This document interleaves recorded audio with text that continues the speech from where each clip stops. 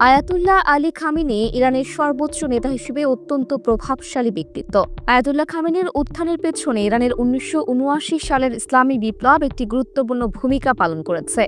এই বিপ্লবের মাধ্যমে শাহ রেজা পাহলভির পশ্চিমাপন্থী শাসনের অবসান ঘটে এবং ইরানে ইসলামী প্রজাতন্ত্র প্রতিষ্ঠিত হয়। এই বিপ্লবের প্রধান নেতা ছিলেন আয়াতুল্লাহ রুহুল্লাহ খমেনি, যিনি ইরানের প্রথম সর্বোচ্চ নেতা হিসেবে দেশের রাজনৈতিক ও ধর্মীয় কাঠামোকে পুনর্গঠন করেন। খামেনি ছিলেন রুহুল্লাহ খমেনির ঘনিষ্ঠ সহচর এবং তার আদর্শের একজন প্রবল সমর্থক। বিপ্লবের সময় তিনি বিভিন্ন গুরুত্বপূর্ণ ভূমিকা পালন করেন, যার মধ্যে ছিল বিপ্লবী প্রচারণা, সংগঠন এবং শাহ শাসনের বিরুদ্ধে জনগণকে উদ্বুদ্ধ করা। তার এই সক্রিয় অংশগ্রহণ তাকে বিপ্লবী নেতাদের মধ্যে একজন বিশ্বস্ত ব্যক্তিত্ব হিসেবে প্রতিষ্ঠিত করে। খামেনির ব্যক্তিগত দক্ষতা এবং কৌশলগত পদক্ষেপও তার প্রভাব বৃদ্ধিতে সহায়ক হয়েছে। তিনি বিভিন্ন রাজনৈতিক গ্রুপ যেমন সংস্কারপন্থী এবং রক্ষণশীলদের মধ্যে ভারসাম্য বজায় রাখতে পারদর্শী।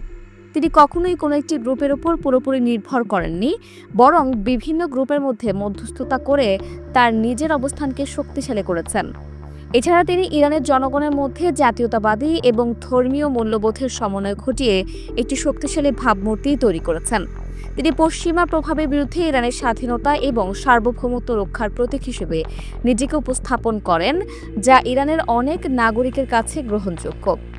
ধর্মীয় পটভূমি খামেনির প্রভাব বৃদ্ধিতে গুরুত্বপূর্ণ। তিনি কোমের হাওজা ইলমিয়া, ইসলামী আইন, দর্শন ও ফিকে গভীর জ্ঞান অর্জন করেন। যদিও তিনি সর্বোচ্চ নেতা নির্বাচিত হওয়ার সময় আয়াতুল্লাহ উজমার মর্যাদা পাননি, তার ধর্মীয় জ্ঞান ও খোমেনির সঙ্গে সম্পর্ক তাকে ধর্মীয় প্রতিষ্ঠানে গ্রহণযোগ্যতা দেয়। ১৯৮১ থেকে ১৯৮৯ সালে রাষ্ট্রপতি হিসেবে তিনি ইরাক-ইরান যুদ্ধের মতো জটিল পরিস্থিতি সামলান, যা তার রাজনৈতিক দক্ষতা প্রমাণ করে। ১৯৮৯ সালে রুহুল্লাহ খমেনির মৃত্যুর পর বিশেষজ্ঞ পরিষদ তাকে সর্বোচ্চ নেতা নির্বাচিত করে। সংবিধান সংশোধন করে ধর্মীয় পদমর্যাদার চেয়ে নেতৃত্বের দক্ষতাকে প্রাধান্য দেওয়া হয়।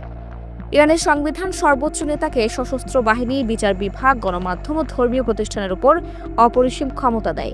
খামেনি ইসলামী বিপ্লবী গার্ড কর্পসের মাধ্যমে অভ্যন্তরীণ ও বৈদেশিক নীতি নিয়ন্ত্রণ করেন। তিনি সংস্কারপন্থী রক্ষণশীলদের মধ্যে ভারসাম্য রক্ষা করেন এবং জাতীয়তাবাদ ও ধর্মীয় মূল্যবোধের সমন্বয়ে শক্তিশালী ভাবমূর্তি করেন। বৈদেশিক নীতিতে তিনি হিজবুল্লাহ, হামাস ও সিরিয়ার সমর্থনে মধ্যপ্রাচ্যে ইরানের প্রভাব বাড়ান। অর্থনৈতিক সংকট ও অসন্তোষ সত্ত্বেও তার কৌশলগত নেতৃত্ব তাকে অপরিহার্য করে রেখেছে।